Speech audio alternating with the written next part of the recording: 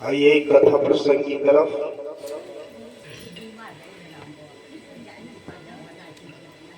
अधर्म की कमाई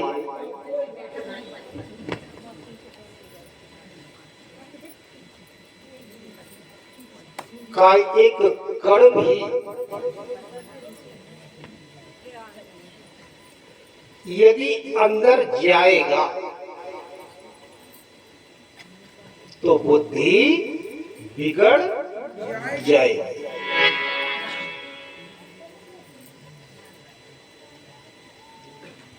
कथा सुना रही थी, सुन पाई या न सुन पाई नहीं समझ आई, अलग विषय है। पितामह भीष्म जैसे योगी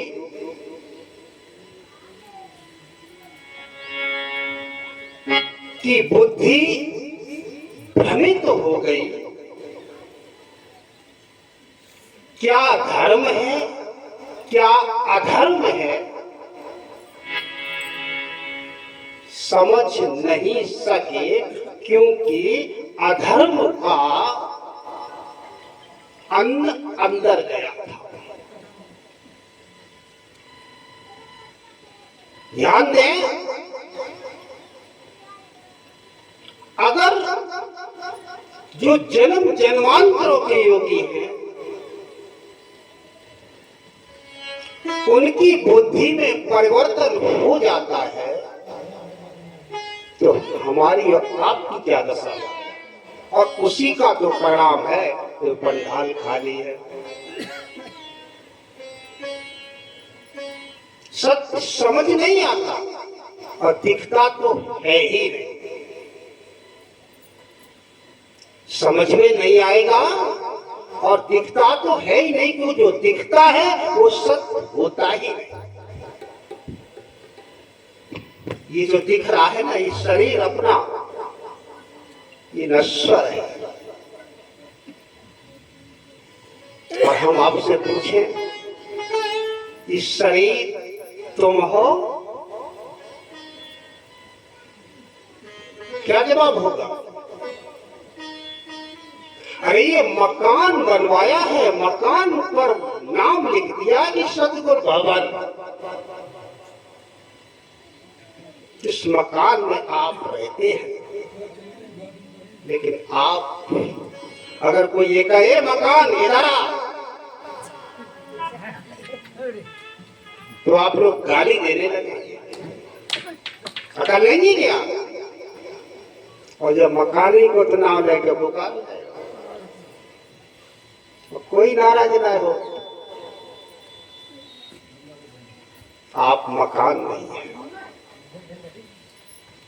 जब आप मकान नहीं हैं और आप सत्य हैं, अविनाशी हैं, लेकिन जानते नहीं, क्योंकि हमने अपने को देखा नहीं और न अपने को सुना।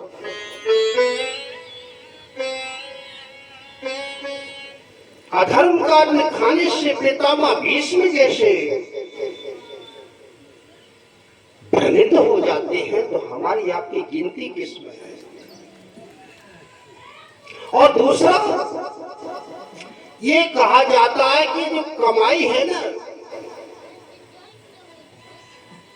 उसमें से कुछ धन, वैसे तो बताया जाता 10वां भाग भगवान का होता है, सदगुरु का होता है, उसे दान कर देना चाहिए। लेकिन है रे जमाना, क्योंकि हम इतने भ्रमित हैं कि कह मर जाइए रुपया एक नहीं है। बुद्धि तो बिगड़ेगी, हालांकि उससे हम लोगों का कुछ होने वाला नहीं है। ये पता नहीं कि यही कमाई जिसके लिए हम कह रहे हैं वही तुम्हारे भाग्य में सहायक बनकर आगे मिलेगी, और बाकी सब गई भैंस पानी। लेकिन बुद्धि में भर नहीं रही, क्योंकि मोह ममता में हम उलझ चुके हैं। क्या सत्य है क्या असत्य है जान नहीं। और इसी बात पर जब धर्म धर्म का उपदेश किया तो द्रौपदी हंसी। आज तो वाह, बड़े ज्ञानी बने, और हंसी तो आती ही है।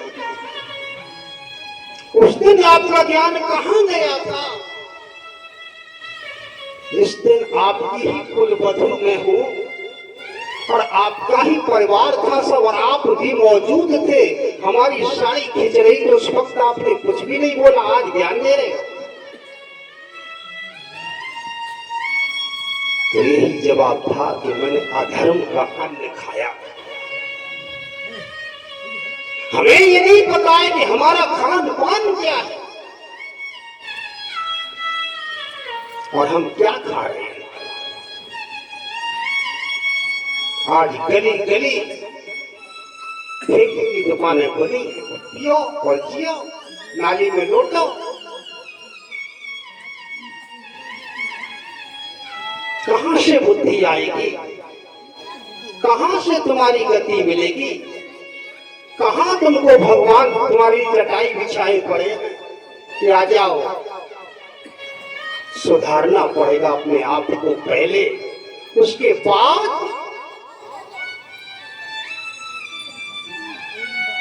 मालूम है कलयुग की बात चल रही थी। कलयुग से जब भेंट हुई तो परीक्षित में 4 जगह दी जहां पर जुआ होता हो वहां तुम रहो, और जहां पर मदपान होता यानी किसी भी प्रकार का नशा किया जाता है वहां तुम रहो, और जहां व्यभिचार होता है वहां तुम रहो, पापाचार होता है, कुकर्म होता है, वहां तुम रहो।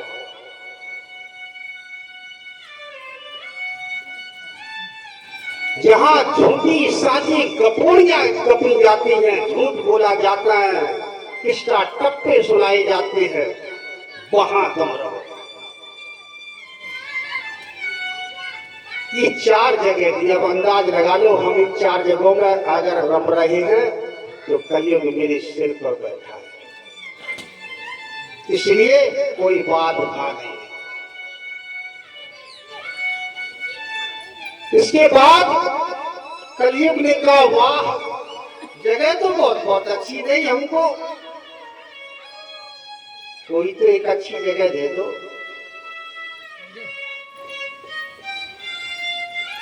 तो परीक्षित ने कहा सोने में वास करो,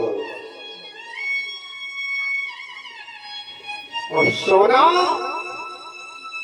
परीक्षित के मुकुट पे लगा था तो सिर पे सवार होगा कि बस हो गया काम, यही तो मैं चाहता। तो सोने में भी कलयुग का वास है।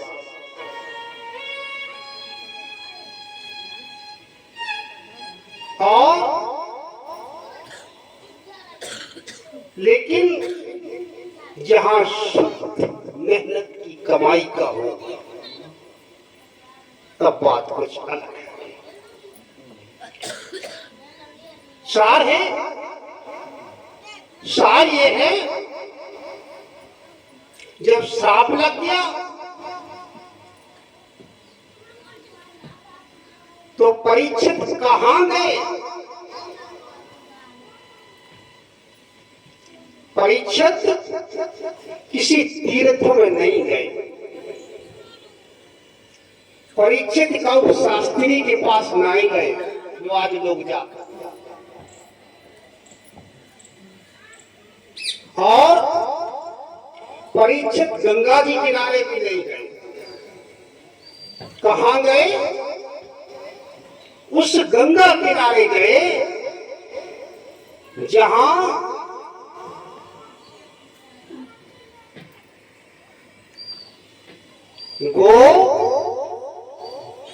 गोमती, गो माने इंद्रियां, गोमती गंगा के किनारे, यानी गो माने इंद्रियां और मती यानी बुद्धि। मत कहते हैं क्या तुम्हारी माती खराब है? कहाँ गई? जहाँ मैं गए हाजिरी मिले हैं, फिर क्या हुई है? तो कहाँ गए? जहाँ इंद्रियों में परिवर्तन किया जाता था संतों की सानिध्य में। और जब संतों की सानिध्य में गए तो वे सभी संतों ने विचार प्रारंभ किया।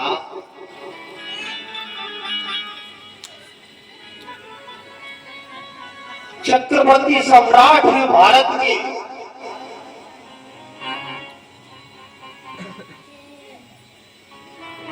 पांडु वंश के,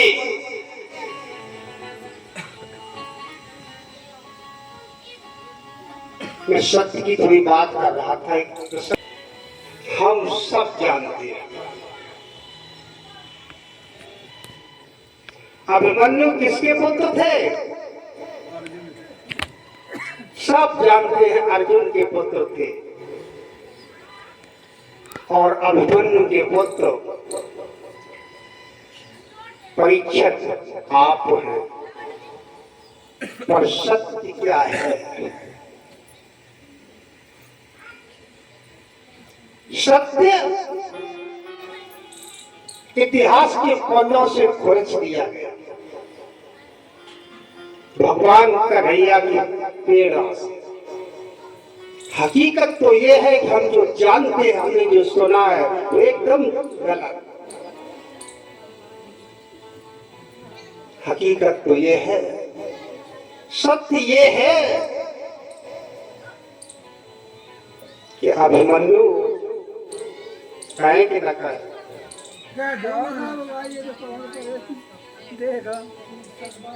जो हम जानते सो नहीं था। अभिमन्यु दानवीर कर्ण का पुत्र था।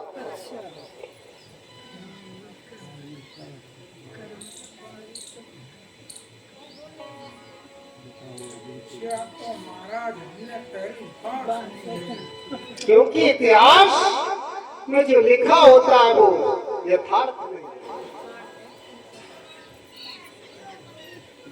और ये प्रसंग में गहराई में नहीं जाएगा तो समय नहीं है इतना। ये प्रसंग वहां का है जब द्वारका में एक बार कोई फंक्शन हुआ था और वहां कर्ण और सभी आमंत्रित थे। उस वक्त कन्हैया की बहन सुभद्रा का विवाह नहीं हुआ था। और उसी समय चांद की चांदनी में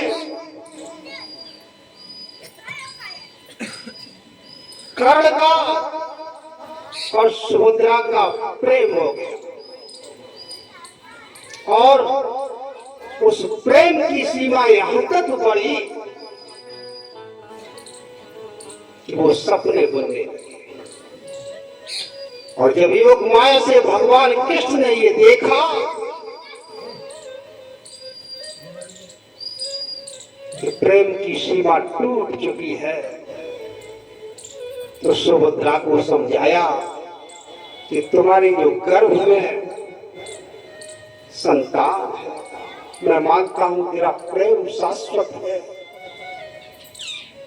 लेकिन उसको नाम क्या देगी? इस बात पर छुपाने के लिए भगवान कन्हैया ने चाल चली और सुभद्रा का हरण कराया, उकसाया और कहा कि अर्जुन से शादी करो ताकि होने वाली संतान अर्जुन की कहलाएगी। और आज इतिहास यही जानता है।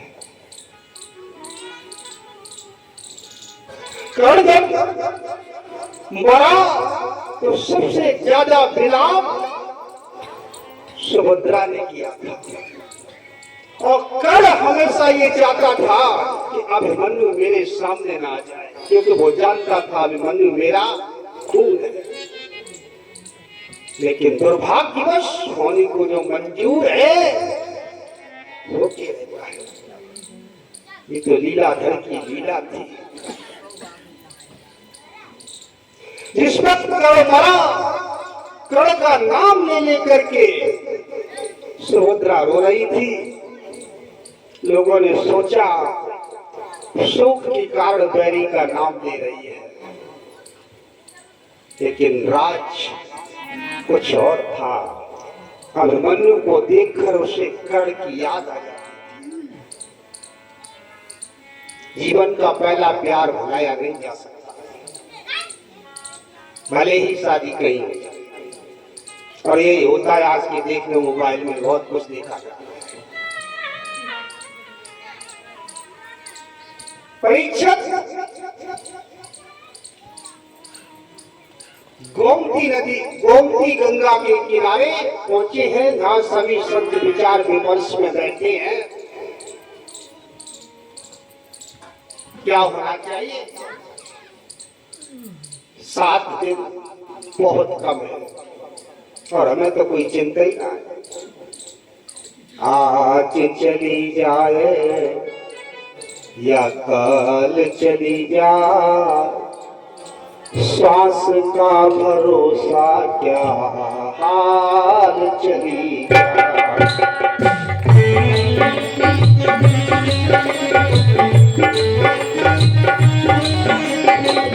आज चली जाए कि काल चली जाए, ये श्वास का भरोसा अभी हाल चली जाए।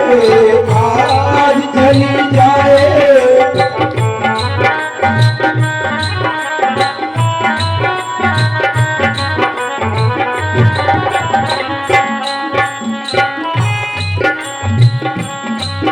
परीक्षक सोचते हैं जिंदगी की तलाशों में हम, जहो जिंदगी की तलाशों में हम, मौत के कितने पास आ गए। जिंदगी की तलाश में हम, जिंदगी की तलाश में हम, मौत के कितने पास आ गए, मौत के कितने पास आ गए।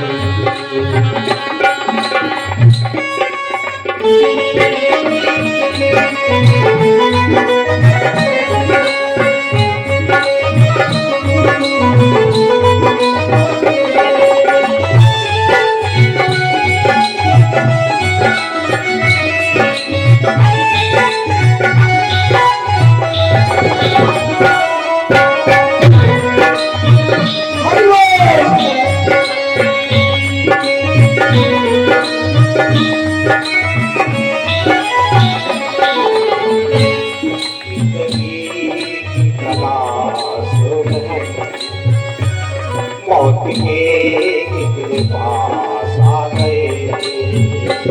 जब ये सोचा घबरा गए, आ गए हम कहाँ आ गए। जब ये सोचा तो घबरा गए, आ गए हम कहाँ आ गए, आ गए हम कहाँ आ गए।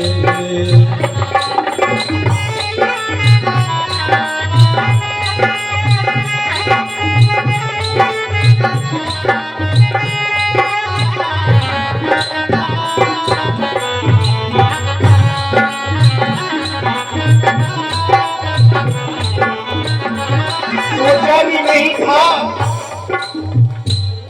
हम थे ऐसे सफर से चले, हम थे ऐसे सफर से चले, जिसकी कोई भी मंजिल नहीं।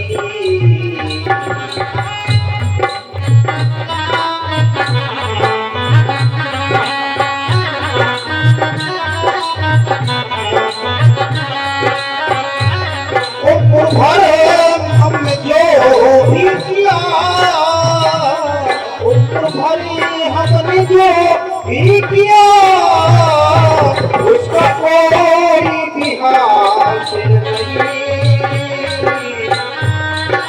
घर हमने जो भी किया उसका कोई भी हासिल नहीं। अपनी हालात से डर गए, अपनी हालात से डर गए, आ गए हम कहाँ आ गए।